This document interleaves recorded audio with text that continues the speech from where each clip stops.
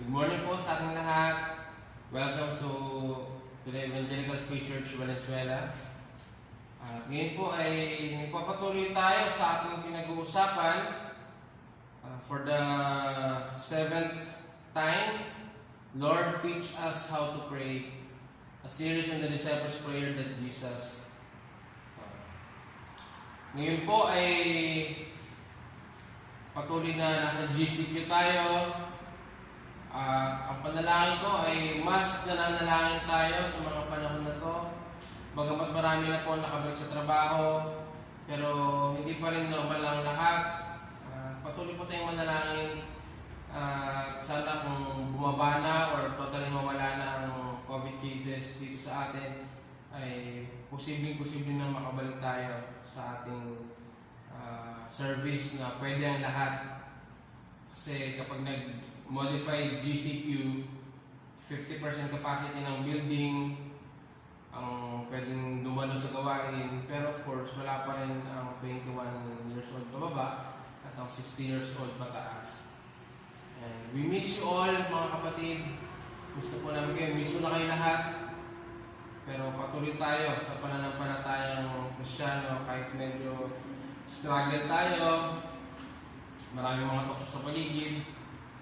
And for sure, kahit ang pagsimba natin sa mga bahay-bahay natin ngayon, for sure may challenge, may temptation na matulog na lang or mamaya na lang, bukas na lang, total nasa YouTube naman. May mga temptation. Pero sabi ko nga, kailangan natin sa buhay natin ang pananambahan. Salamat, may mga kapamilya tayo, especially sa may mga kasama sa bahay, marami kayo. Pwede talaga kayo magdaos ng ating family home service. So, sa buhay po natin, again, marami tayong mga pagsubok at mga tukso na pinagdaraanan. Tayo po ay hindi immune sa mga bagay na yan. At noong nakaraan po, pinag-usapan natin that trials and temptation is like two sides of a coin. You can never have one without the other. It's up to you how will you respond to a situation. Will you fall into temptation and sin against God, or view it as a testing, rise above it, and bring glory to God? This week po, may mga nakausap ako na may mga temptations sila sa buhay nila na napagtagumpay nila. And praise God for that! Kasi kumikilos ang Panginoon sa patambihan niya sa atin, and these people have chosen well. Pinili nila na tingnan ang bagay niya bilang pagsubok. Nagtagumpay sila at nabigyan nila ng kapurihan ng Panginoon. At ang panalangin ko sa ating lahat, tayo rin po ay nawa nagtatagumpay sa ating mga pinagdaraan ng pagsubok at tukso sa buhay. At magpapatuloy po tayo sa ating pinag-uusapan sa parte ng and lead us not into temptation but deliver us from evil. Or sa Tagalog, huwag niyo po kami ipahintulot sa tukso at iadyahan niyo kami sa lahat ng masama. Yung part po na lead us not into temptation, pinapakita po nito na may kahinaan tayo. Pinapakita nito na we are prone na magkasala. Na mahirap para sa atin ang tumanggi sa mga tukso. Kaya kailangan natin lalo manalangin para sa ganun ay mapagtagumpay natin mga bagay. At yung parte naman po, but deliver us from evil. Riyadyan niyo po kami sa lahat ng masama. Nagpapakita naman ito ng kalakasan ng Panginoon sa mga buhay natin. Na si God ang may kakayanan na tulungan tayo. I-deliver tayo mula sa masama or sa evil. At ang evil po na yan, or masama niyan, unang-una na nagtetempt sa atin ay si Satan or the devil himself. And Satan must not be taken lightly. We should be aware of his schemes and styles. Dapat alam po natin kung paano umaatake si Satanas, kung paano siya nanunukso sa dami, sa tagal na ng panunukso niya dito sa mundo, sa mga tao. Halos hindi naman siya nagbabago ng kanyang style. May certain patterns na ginagawa ang kaaway para tayo ay linlangin, para tayo ay itukso, para gumawa ng masama. Ang tanong sa iyo, kung ikaw si Satanas, paano mo atakihin ang mga anak ng Diyos? Paano mo atakihin? Uunahin mo ba ang pastor? Para kapag natumba ang pastor, sunod-sunod na rin ang iba? Good strategy. Ipapakita mo yung temporary na sarap, di umano ng kasalanan. Marami ang pwedeng gawin.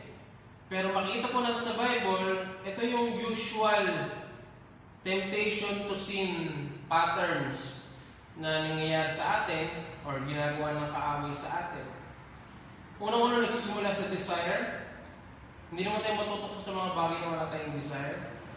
Pangalawa, distortion. Babaguhin niya ang katotohanan. I-distort niya ang katotohanan. Magbibigay siya ng doubt sa isip mo na kung mali ba talaga. Magkakaroon ng disobedience, pagsuway, at syempre may death. Sa mga susunod po na panahon, we will also have a series about temptations. Iisa-isayin po natin yan, yung mga bagay na yan, at kung ano ang effect niyan sa atin. Now, if we will talk about temptation, bakit nga ba naisulat ang Bible? Bakit nga ba naisulat ang history? Para ba ito sa ating kapakinabangan o hindi? Tingnan po natin sa 1 Corinthians 10:11-12. Ito po sinasabi. These things happened to them as examples and were written down as warnings for us, on whom the fulfillment of the ages has come. So, if you think you are standing firm, be careful that you don't fall. In this chapter po, sa 1 Corinthians chapter 10, ipinakita ang history ng mga Israelites at kung paano nahulog sila sa pagkakasala laban sa Diyos. May 4 po na kasalanan na nabanggit dito sa chapter 10 na kinumit ng mga Israelita.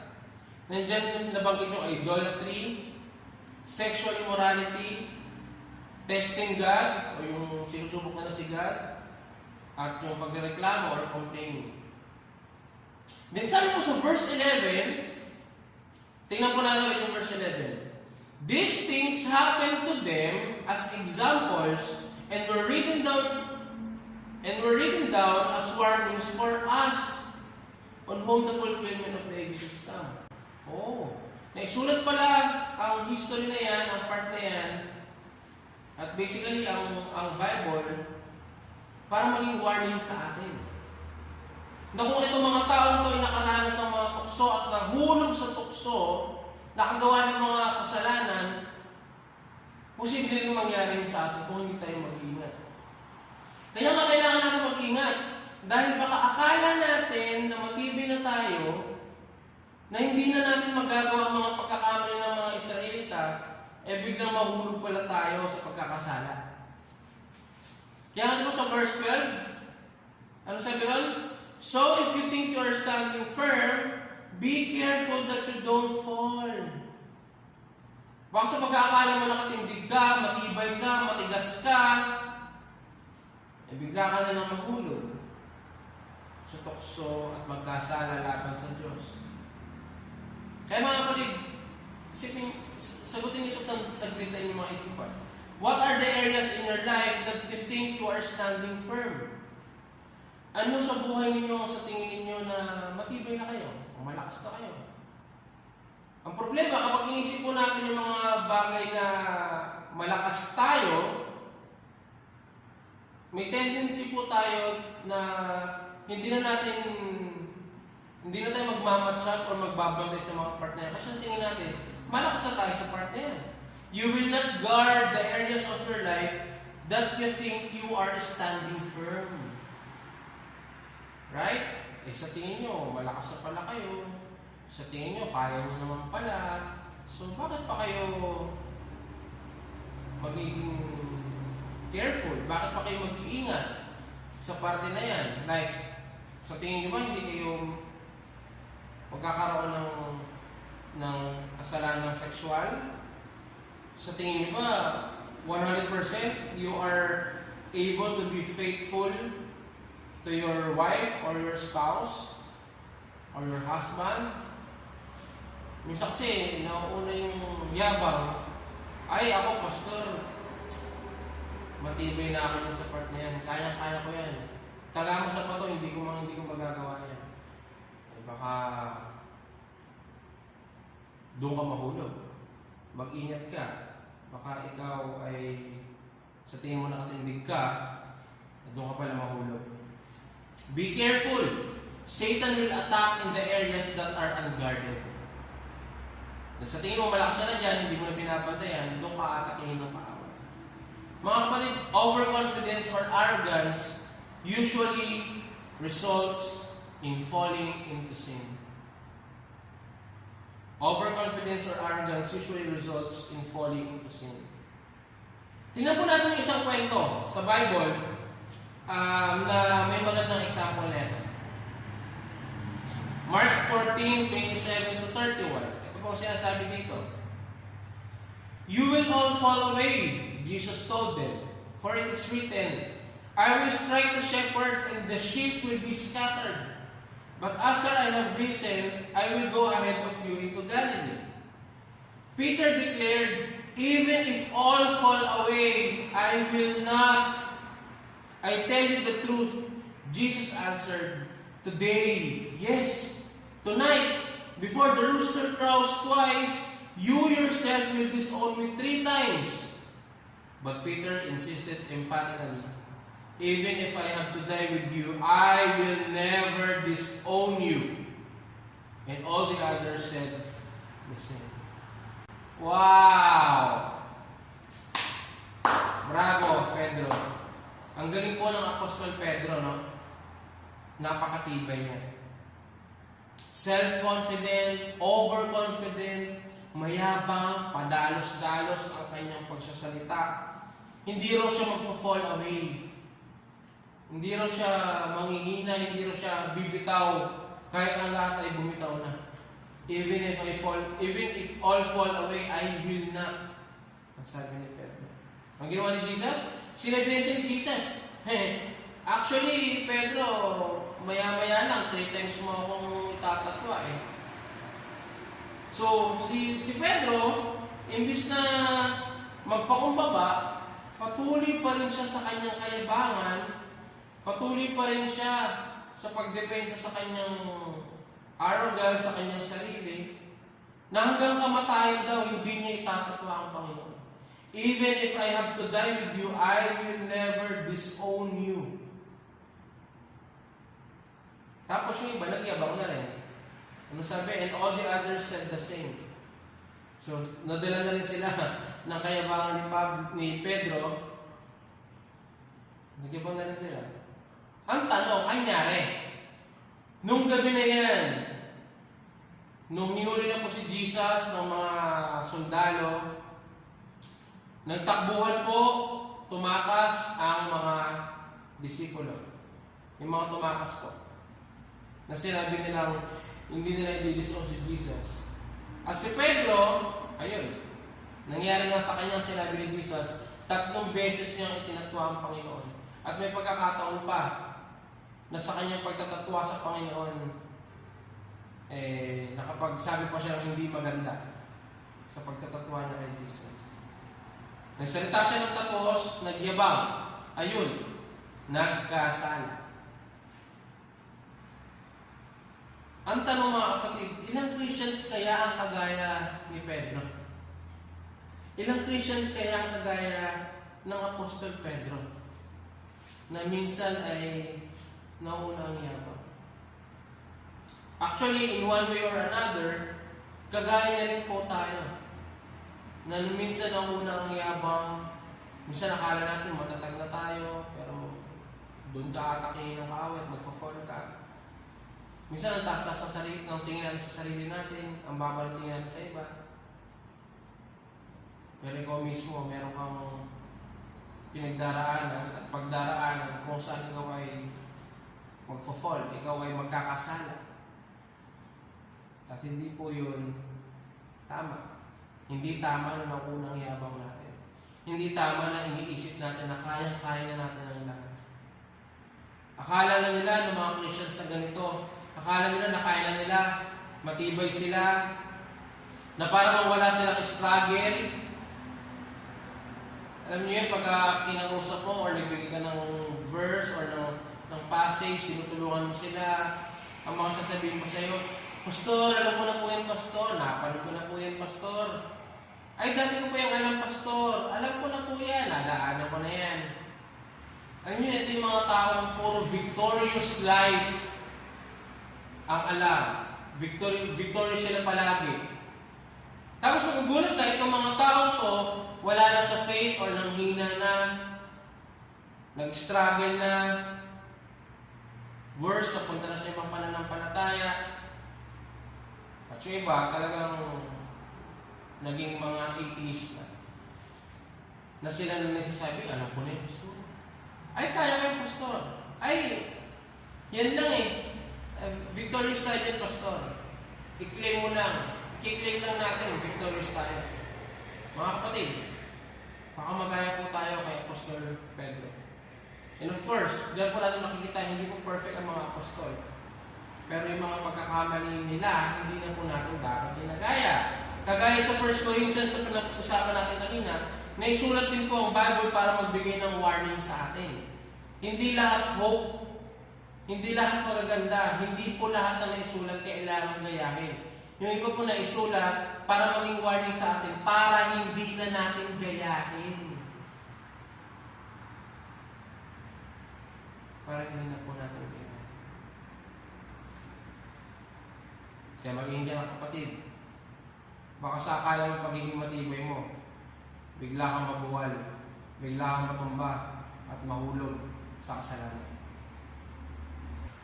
Tingnan po natin ang Book of Luke. Same context tungkol sa pagkatatwa ni Jesus. Pero tingnan natin yung verses before mangyari yan. Before ipagkailan ni Apostol Pedro ang Panginoong Jesus. Ano yung mga pag-uusap nila? Tingnan po natin. Luke 22:31-32. Simon, Simon, Satan has asked to sift you as wheat, but I have prayed for you, Simon, that your faith may not fail. And when you have turned back, strengthen your brothers. Mga kapatid, para po sa hindi po nakakasiguro o nakakalam, si Simon po at si Peter ay isang tao. Baka may magtaka, baka Simon hindi naman Peter ang binanggit. So, isang tao lang po na ito. Tingnan natin, no?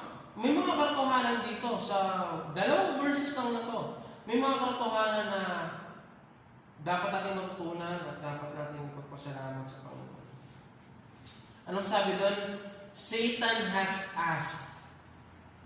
Si Satan po, humingi ng permission to higher authority. Sana po magbigay sa atin yan ng comfort na lahat po na nangyayari sa atin permitted by God. Wala po magagawa si Satan natin unless pinahintulutan ng Panginoon. Sana maging comfort po sa atin yan na kung ano man nangyayari sa buhay natin, kasi pinahintulutan niya ng Panginoon na mangyari sa buhay mo. Hindi natin siya sisisihin. Again, we are responsible sa ating mga pagkakasala. So kung may mali tayong choices sa buhay, magkakasala tayo and we will reap the consequences of our decisions. Pero makita po natin yung other side. Walang magagawa sa Satan sa atin unless may naitulutan ng Panginoon. Pangalawa, yung part na maganda ron, sabi ni Jesus, I have prayed for you, Simon, that your faith may not fail. Jesus prays for us personally. And Jesus did not pray for the removal of temptation.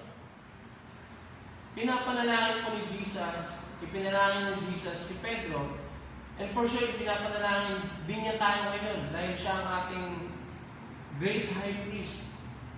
Siya ang ating mediator sa Diyos Ama. Siya ang tagapamagitan natin sa Diyos Ama. And He prays for us. Even the Holy Spirit, He prays for us. Kaya kung hindi mo man na ipag-pray ang sarili mo, wala sa tingin mo, wala nag-pray na ibang tao para sa iyo, magpasalamat ka kasi ipinapanalangin ka mismo ng Diyos. He cares for you, kapatid.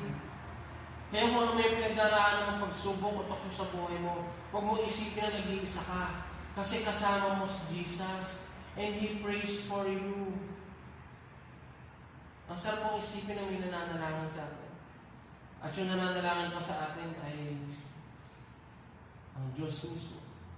Si Jesus na ating tagapagligtas, ipinapanalangin tayo sa oras na tayo ay tinutukso, sa oras na tayo ay nangihina, ipinapanalangin ka ni Jesus.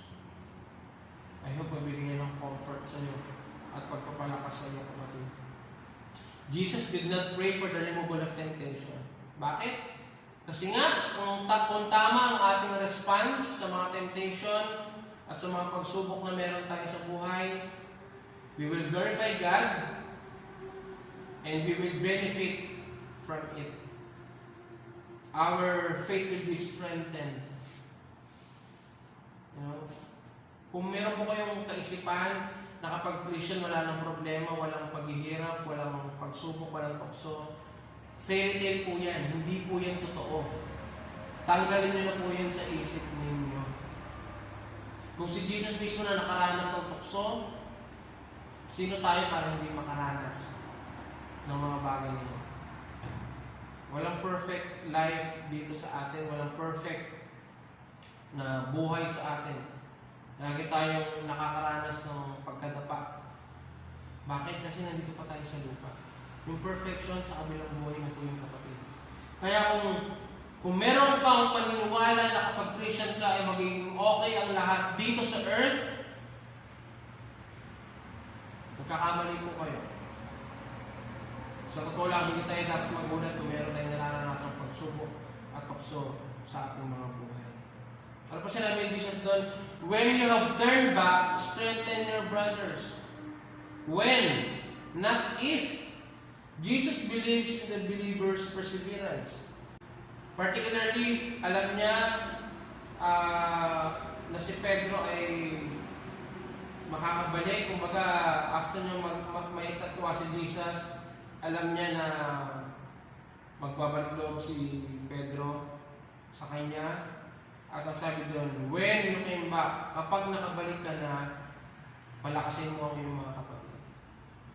Ano pong ibig sabihin para sa atin? Mga kapatid, yung atin po mga nararanasang temptation, hindi lang po yan for our benefit, hindi lang yan for our spiritual benefit.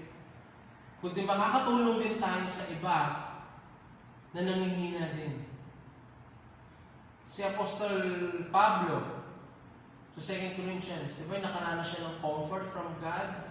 Yun din ang comfort na ipinaparanas niya or ipinaranas niya sa mga kapwa niya Christians before. At ganoon din po kay Pedro. And sa totoo lang, sa Acts chapter 2, si Peter po ang nag-preach doon. Sa maraming tao, siya ang kumbaga nanguna sa pagpapahayag ng gospel doon. After niya itatwa si Jesus. Ano pa isang katuhan na makikita natin dito? Kahit nagkasala tayo laban sa Panginoong Jesus, kung tayo ay magsisisi at magbabalik loob sa Kanya, handa niya tayong tanggapin at handa niya tayong gamitin para sa ibang mga tao. When you have turned back, strengthen your brothers. Mga kapatid, after we fall, we shall arise. After we were strengthened, we shall strengthen. Or we shall strengthen others. Hindi po tayo pinapalakas ng Panginoon para lang sa sarili natin. Pinapalakas tayo ng Panginoon para palakasin din po ang iba. Kaya salamat sa Panginoon. Glory to God, may mga pagsubok at may mga tukso tayong nararanasan. Kasi para yan sa ikalalakas ng ating pananampalataya sa Kanya. Pastor, paano po kung hindi ko kaya yung pagsubok? Pastor, paano kung sobrang lakas ng tukso? Paano ko masisiguro na manunumbalik ang pananampalataya ko or makakabangon pa ako muli? Paano yung pastor? Hindi naman ako si Pedro, hindi naman ako si Pablo eh. Mahina lang ako, tsaka baka hindi ko kayanin yung mga pagsubok at tukso. Tingnan po natin. Balikan po natin sa 1 Corinthians. Magandang tanong yan. Balikan natin, 1 Corinthians chapter 10. These things happened to them as examples and were written down as warnings for us, on whom the fulfillment of the ages has come. So, if you think you are standing firm, be careful that you don't fall. Verse 13. No temptation has seized you except what is common to man. And God is faithful. He will not let you be tempted beyond what you can bear. But when you are tempted, He will also provide a way out so that you can stand up under it. Nandito po ako sagot sa inyong mga concerns, mga kapatid. Hindi po ako si Pedro, hindi po ako si Pablo, mahina lang po ako. Paano kung hindi ko kayanin yung pagsubok? Paano kung masyado malakas yung tukso? Magpa-fall talaga ako, hindi ko kakayanin. Mga kapatid, may mga pangako po ang Lord sa verses na ito. Ano yung unang-una? Walang tukso o pagsubok na tayo lang ang makakaranas. Tapat po ang Panginoon, lahat po ng pagsubok na naranasan natin, in one way or another, naranasan din po yan ng iba. Naniniwala ako na walang pagsubok na para sa iyo lang. Parang ikaw lang nakaranas mo. Meron ding iba na hindi mo siguro eksakto, pero naranasan din nila yung naranasan mo. Kumbaga hindi ka nag-iisa na meron kang special set of temptation sa buhay. Hindi. Meron din ang iba na rin. Pangalawang pangako ng Lord, according sa verse na to, tapat po siya. Hindi niya hahayaang matukso o masubok tayo nang higit sa ating kaya. So kung may iniisip na kapatid na, Pastor, hindi ko kaya yung tukso, masyadong mabigat, hindi po. According sa verse na to, according sa Bible, hindi tayo bibigyan ng Diyos ng pagsubok na alam niya hindi natin kaya. He will not let you be tempted beyond what you can bear. At pangatlo, na pangako ng Panginoon, siya rin po magbibigay ng daan para magtagumpay tayo sa tukso o pagsubok. Sapat po ang biyaya ng Panginoon sa atin araw-araw. Kaya kung yung mga nararanasan tayong pagsubok, sapat ang biyaya niya para mapagtagumpay natin. So kung may nararanasan po tayong pagsubok, may nararanasan tayong mabibigat na pagsubok o matitinding tukso, tatandaan mo kapatid, na nararanasan mo yan kasi kaya mo. Nararanasan mo yan kasi kaya mo. Alam ng Diyos na kaya mo, kapatid. Alam niya, natitiwala siya sa iyo na makakaya mo yan. Kaya magtiwala ka sa Diyos at sa sarili mo na kaya mo. Kung si Lord na nagtitiwala sa iyo na kaya mo yan, kaya hinayaan niya, pinahintulutan niya na ibigay yung pagsubok na yan sa iyo o yung tukso na yan sa iyo kasi alam niyang kaya mo. Pagkatiwalaan mo din naman ang Diyos na nagtitiwala sa iyo na kaya mo. At pagtiwalaan mo rin ang sarili mo na kaya mo. Kasi nararanasan mo eh. Kung hindi mo naranasan, kung hindi mo kaya, hindi mo yun mararanasan. Pero dahil nararanasan mo ang particular na pagsubok na yan, kasi alam ng Diyos na kaya mo. So pagtiwalaan mo ang Diyos at pagtiwalaan mo rin ang sarili mo. Hindi naman nagkakamali ang Diyos eh. Alam niya kung ano yung kaya mo, alam niya kung ano yung hindi. At tatandaan mo may solusyon palagi ang Panginoon sa mga pagsubok at temptation na nararanasan mo, kapatid. Sapat ang biyaya niya sa atin sa araw-araw. Kailangan lang po natin gamitin. Kung babalikan po natin yung mga temptations na naranasan natin na nag-fall tayo, nagwala ka, nagalit ka, or may pinanood ka na hindi ka dapat panoorin, or nakapagsalita ka ng hindi maganda. Noong time na yun, alam mo sa sarili mo na nandun ang presensya ng Diyos, na nandun ang kalakasan ng Panginoon para mapigilan mo yung sarili mo. Pero mas pinili mo lang na mahulog sa tukso. Pinili mo lang na unahin ang sarili mong katawan, unahin ang sarili mong kagustuhan, unahin ang pita ng laman, kaysa sa unahin ang kalooban ng Panginoon. Nandun yan, kapatid. Every time na may nararanasan tayong temptation, sapat din, nandyan din ang presensya ng Diyos, nandyan ang biyaya ng Diyos. Gamitin lang natin. Let's acknowledge the presence of God in our needs. Because if you will let, kung hayaan mo na makapag-focus ka sa kasalanan, sa gusto mo, sa temptation na meron ka, at hindi mo papansinin yung presensya ng Panginoon, hindi mo gagamitin yung biyaya ng Panginoon sa iyo, for sure, you will fall into temptation and you will commit sins before God. Kaya kapag may mga temptation, of course, hindi ito madali, kapatid. I know, hindi ito madali. Pero kapag nakakaranas sa temptation, maliwanag po ang Bible, naranasan ito ng lahat ng tao, common yan. Hindi ibibigay ng Diyos sa iyo kung hindi mo kaya. Binigyan ng Diyos kasi alam niyang kaya mo. Pagkatiwalaan mo siya kasi hindi siya nagkakamali. At siya rin ang mismo magbibigay ng paraan para mapagtagumpayan mo yan. Nakasulat po yan sa Biblia, mga kapatid. Dapat po natin paniwalaan. Dapat po natin paniwalaan. Huwag natin paniwalaan ang tukso ng kaaway sa sarili natin na hindi mo yan kaya. Ganyan ka na talaga. Makasalanan ka na talaga. Adik ka na talaga. Hindi mo yan kaya. Hindi ka tutulungan ng Diyos mo. Huwag po natin pakinggan yung mga ganong ideas. Huwag natin isipin na hindi na tayo mapapatawad ng Diyos. Mapapatawad tayo ng Diyos. Magbalik loob lang po tayo sa Kanya, mga kapatid. And every time na meron tayong nararanasang tukso, there is always a way out. And that is by the grace of God in our lives. Gamitin po natin.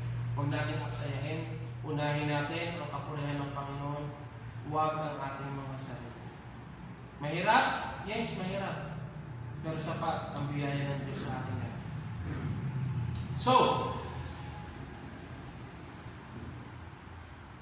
pag-usapan po natin sa ating mga pamilya.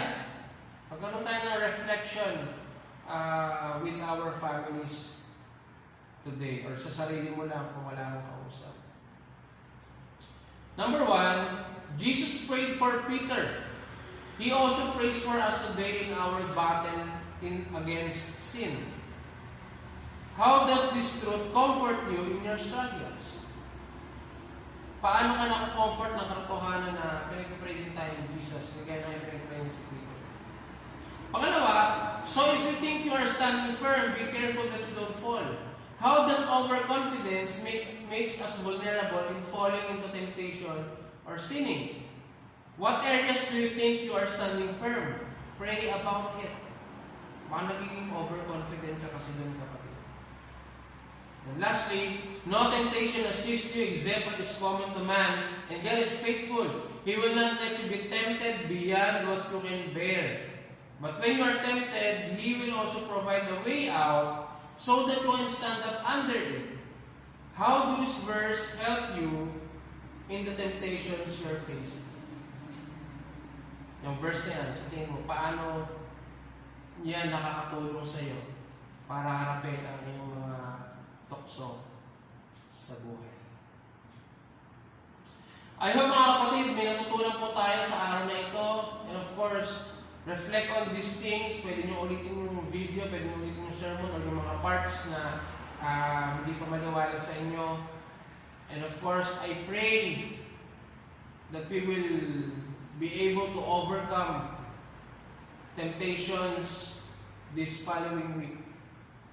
At nawa mapagtagumpayan din po natin ang mga pagsubok na meron sa ating mga buhay. Again, kasama natin ang Diyos. Magtiwala tayo sa Kanya.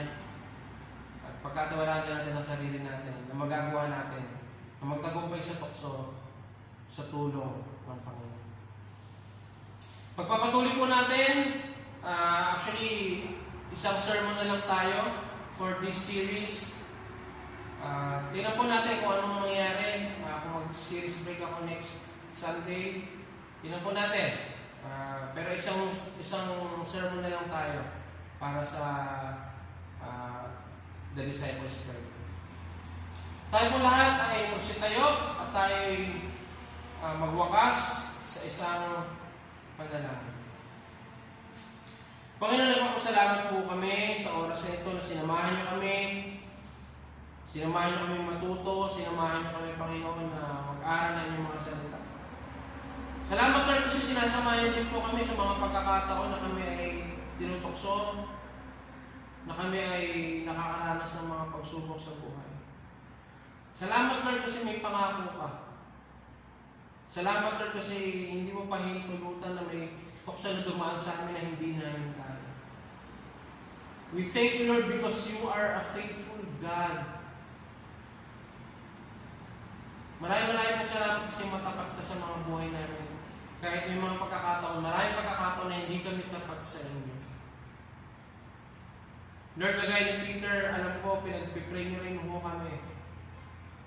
At salamat po. Salamat din sa Banal na Espiritu.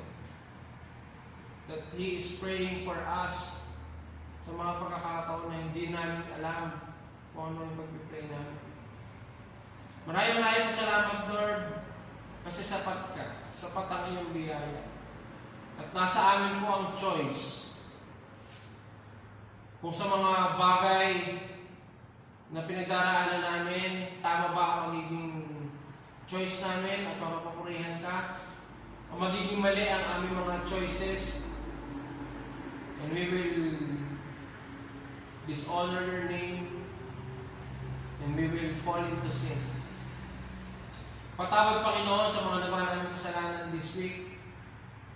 And we pray also, Lord, na samahan niyo kami sa susunod na mga araw para mapagtagumpayan po namin ang mga tukso na meron po kami. Pagpalain po kami, Lord. I also pray for the Dupra family. Namatay po ang kapatid ni Ate Remy. I pray you comfort their family at ingatan niyo po sila sa kanilang pagbiyahe, papunta at pauwi. Papunta sa Bicol at pauwi dito sa Valenzuela. Maraming pong salamat, Lord, sa pagsama niyo sa amin. Ikaw ang dinadakila namin at sapat na sapat ka para sa amin. Hindi ka lang sapat, Lord, higit ka pa sa mga pangangailangan namin. At nawa po, Panginoon, natututo po kami na maging malakas, na natututo po kami na lumalim sa inyo. Sana nagagamit namin ang prayer na ito at naintindihan na namin ang prayer na ito at naman magamit po namin.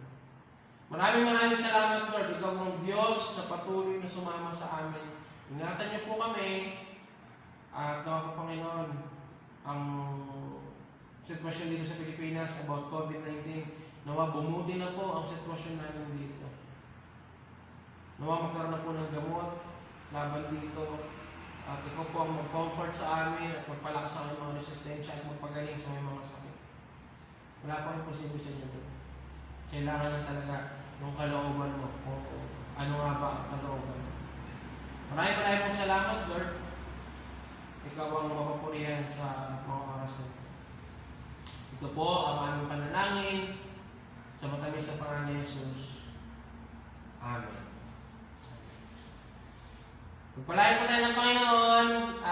Next Sunday, prepare communion elements and we will have our communion.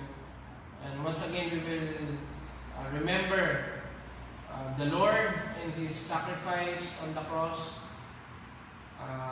and His death on the cross dahil sa pagsunod niya sa Ama at dahil sa pagmamahal niya sa atin. So, ingat po tayong lahat at pagpalain po tayo ng